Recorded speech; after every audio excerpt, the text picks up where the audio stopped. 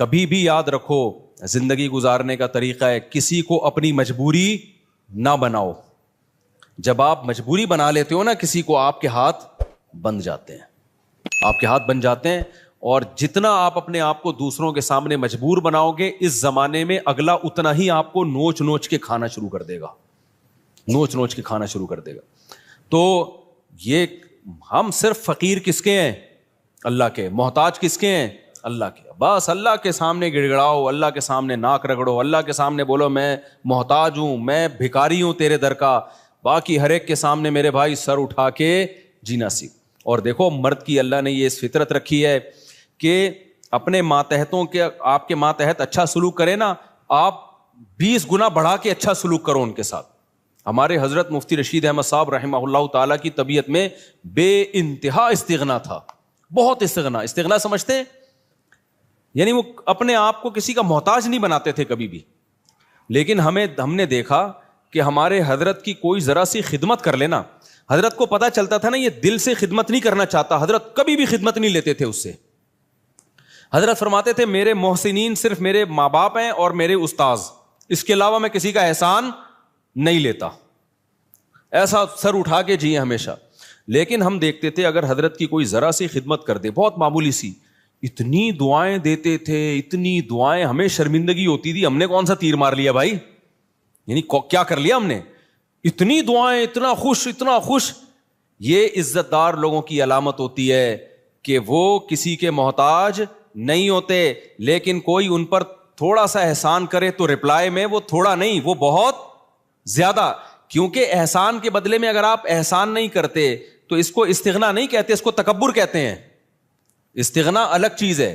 دیکھو کچھ لوگ کیا ہوتے ہیں, کسی نے آپ کی خدمت کر دی ہے تو کون سا تیر مار دیا اس نے, ہمیں کسی کے خدمت کی ضرورت نہیں ہے. دیکھنے میں تو لگے گا آپ بہت اونچے ہیں, لیکن یہ اونچے نہیں, آپ کا کھوپڑی کیا ہو گئی ہے, آؤٹ. آپ میں تکبر ہے. بھائی کوئی خدمت ٹھیک ہے, آپ اس کی خدمت کے محتاج نہیں ہیں, لیکن اگر اس نے خدمت کر دی ہے نا تو آپ اس کو رپلائی ایسے دو کہ جیسے آپ کو بہت ہی اچھا لگا ہے, آپ کو ضرورت تھی. ہم نے بڑوں کو دیکھا ہے, تھوڑا سا آپ خدمت کریں گے تو رپلائی اس کا بہت اچھا. نبی صلی اللہ علیہ وسلم کی کیا سیرت ہے, حضرت ابو بکر نے نبی کا ساتھ دیا نا تو کوئی نبی پہ احسان کیا بولو نا, کیا ہو گیا بھائی.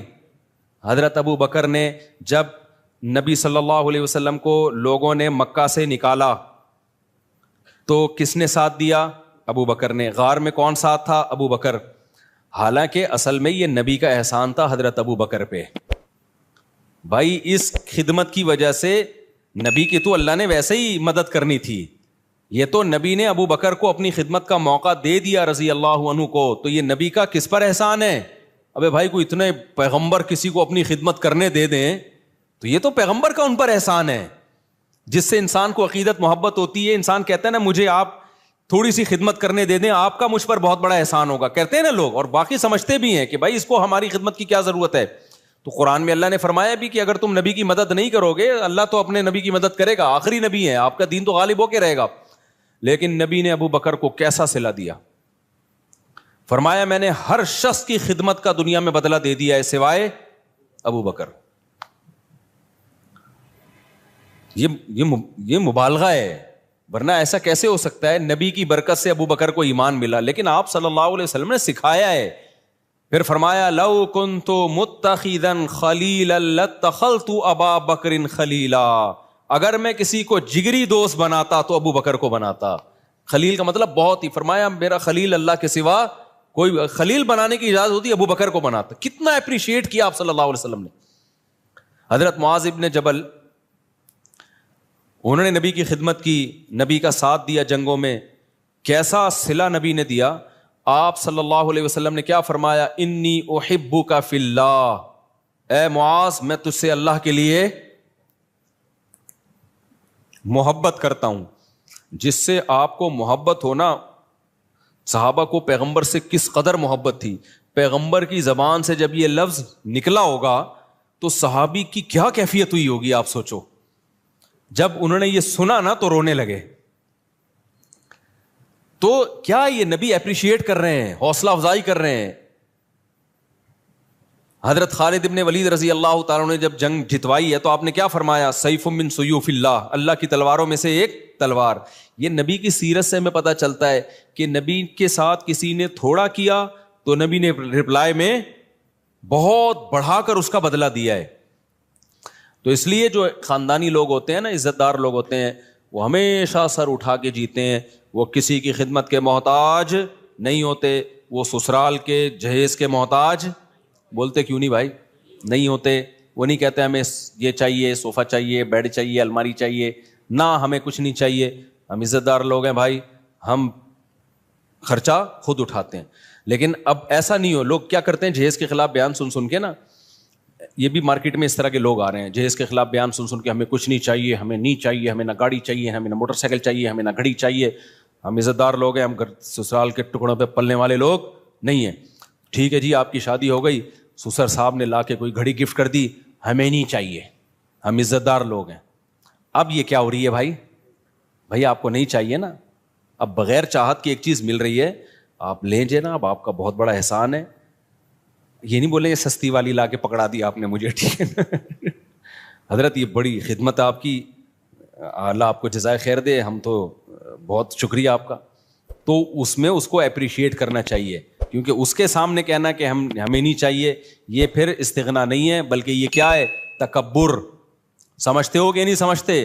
تو بڑا جب کوئی چیز دے تو آپ سینے سے لگائیں اس کو کہیں کہ بھائی بہت بڑی چیز مل گئی. آپ کے ابا، آپ کی اماں آپ کو کچھ گفٹ دے. حضرت مولانا اشرف علی تھانوی رحمہ اللہ تعالیٰ کی زوجہ نے ان کے لیے بڑی محنت سے ایک اچکن بنائی. اچکن پتہ ہے کسے کہتے ہیں؟ پہلے زمانے میں ہوتی تھی اچکن ہی ہے نا، کچھ اور میری اتنی دیر میں تو لغت اور چینج ہو جائے گی میرے بھائی.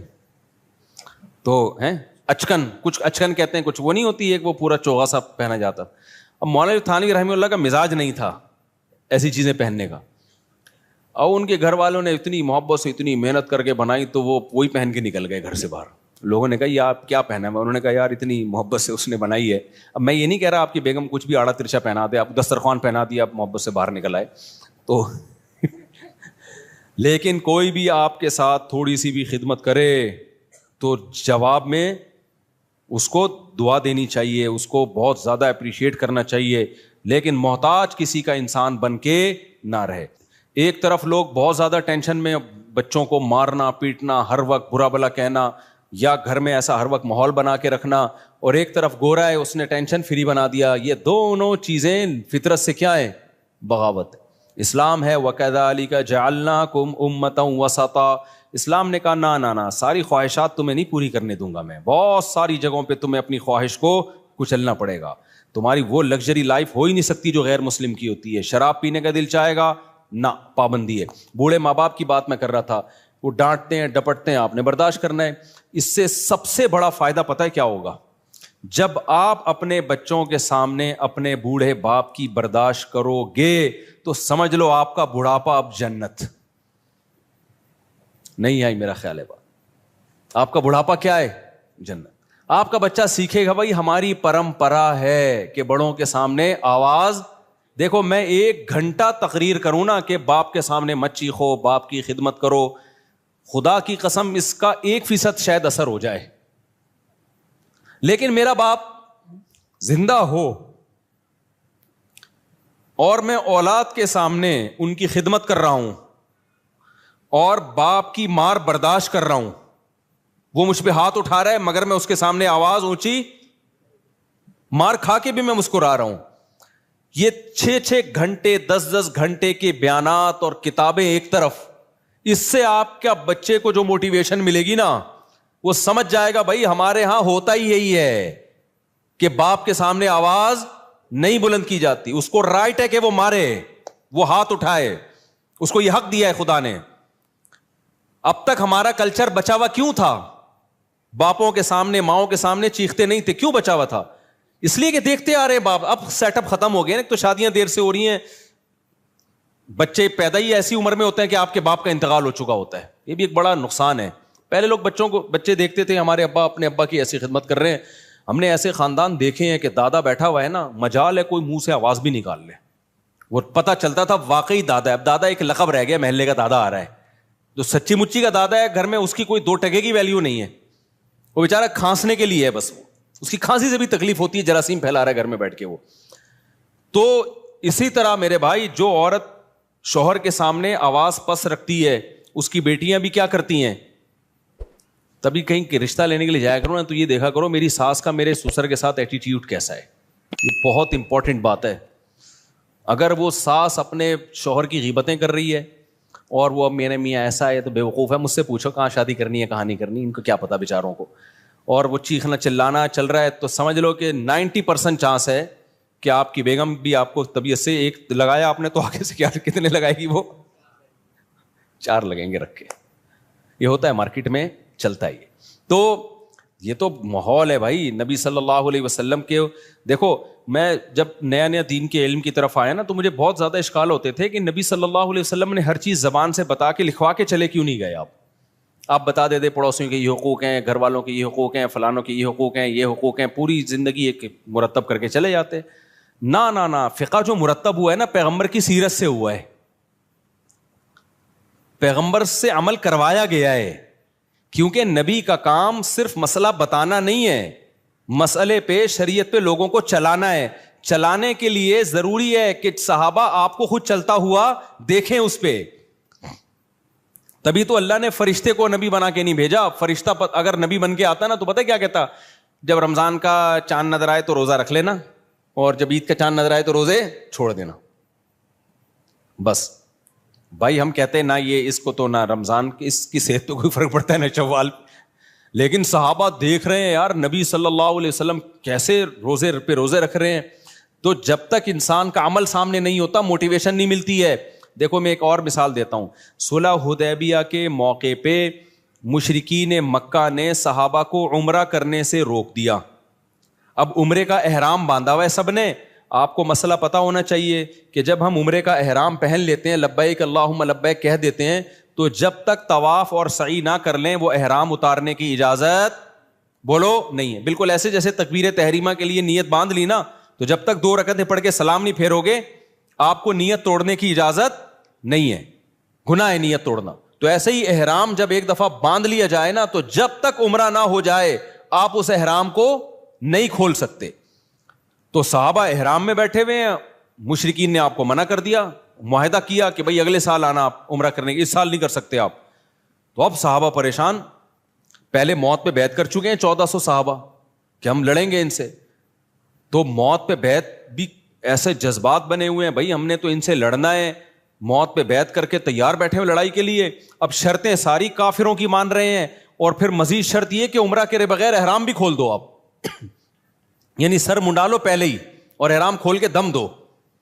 تو یہ تو اور ان پہ شاک گزرا کہ بھئی یہ تو ذلت در ذلت در ذلت ہے, ہم کیسے مشرکین کے کہنے پر ہم عمرہ چھوڑ دیں اور سر منڈا کے احرام کھول دیں, یہ تو بڑا مسئلہ ہے. نبی صلی اللہ علیہ وسلم نے صحابہ سے فرمایا بھائی سر منڈاؤ اور احرام کھول دو. کوئی بھی نہیں کھول رہا, ٹھیک ہے نا بھائی, ہم کیسے کر لیں, سب ڈر رہے ہیں کہ بھئی ہم یہ تو عمرے کا احرام باندھا ہوا ہے, ہم دباؤ میں آ کے کیسے کر لیں بھائی. تو آپ صلی اللہ علیہ وسلم پریشان ہو گئے کہ بھئی میں سب کو کہہ رہا ہوں کہ سر منڈا لو اور احرام کھول دو, لیکن کوئی بھی نہیں کر رہا یہ کام. آپ کہہ سکتے ہیں بھئی صحابہ نبی کی نافرمانی کیسے کر رہے ہیں. دیکھیں نبی کی حکم کی 2 حیثیتیں ہوتی ہیں. بعض دفعہ آپ صلی اللہ علیہ وسلم کوئی حکم دے رہے ہوتے ہیں, صحابہ یہ سمجھتے ہیں شاید یہ کوئی سیاسی حکم ہے, یعنی ہماری آسانی کے لیے دیا جا رہا ہے, یہ کوئی واجبی حکم نہیں ہے, ہماری آسانی کے لیے. عزیمت اسی میں ہے کہ عمرہ کیا جائے. ہوتا ہے نا بعض دفعہ آپ کسی کو اجازت دیتے ہیں, چل بھائی چھٹی کر لے, تو آج تو چھٹی کر لے. وہ ٹیچر چاہتا ہے کہ سبق ہو لیکن کہتا ہے کر لے چھٹی, تو طالب علم کہتا ہے نہیں سر ہم پڑھیں گے. ایسے ویسے مارکیٹ میں ہے نہیں, لیکن ایک مثال دے رہا ہوں میں. تو اور اتنے اچھے ٹیچر بھی نہیں ہے کہ آپ کا چھٹی کرنے اور کیا نہیں پڑھو, وہ بھی کہتا ہے جا. کراچی میں تو 1 بوند برسنے سے پہلے ہی 1 مہینے کی اسکول کی چھٹیاں ہو جاتی ہیں, ابھی 2-4 بوندیں اور پڑ گئی تو 6 مہینے کی چھٹی. خیر, تو نبی صلی اللہ علیہ وسلم کو پھر حضرت صفیہ نے مشورہ دیا, آپ کی زوجہ نے فرمایا یا رسول اللہ آپ ان لوگوں کو آرڈر نہ کریں, آپ سر منڈا لیں احرام کھول لیں بس. تو نبی صلی اللہ علیہ وسلم نے کیا کیا, سر منڈایا, احرام کھول دیا اپنا. جیسے ہی نبی نے کیا سب نے سر منڈا کے کیا کر لیا. اس سے پتا چلتا ہے نبی کی بھی اسپیچ اثر نہیں کر رہی ہے. آپ پریشان ہو گئے, بھائی یہ مان کیوں نہیں رہے میری بات. لیکن جیسے ہی عمل کیا ہے نا ایک دفعہ بھی, اور مشورہ کس نے, آپ کی زوجہ نے دیا کہ حضرت صفیہ نے, کہ آپ نہ بولیں لوگوں کو, آپ صرف یہ کام کر لیں, آپ سر منڈا لیں اپنا اور آپ احرام کھول دیں. جیسے ہی کیا سب نے فوراً. تو اس سے صاف پتہ چلتا ہے بھائی آپ ایک ایک دو دو گھنٹے کی تقریریں کرتے رہیں, اثر نہیں ہوتا. آپ اپنے گھر کا ماحول بنانا چاہتے ہو نا, خود کیا بن جاؤ, انسان کے بچے بن جاؤ, صحیح ہے نا, ماحول آہستہ آہستہ سیٹنگ پہ آنا شروع ہو جائے گا.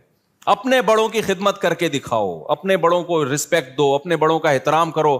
آج ہو کیا رہا ہے, مائیں اپنے بچوں کے سامنے نا بچوں کے چاچو کی غیبتیں کر رہی ہوتی ہیں.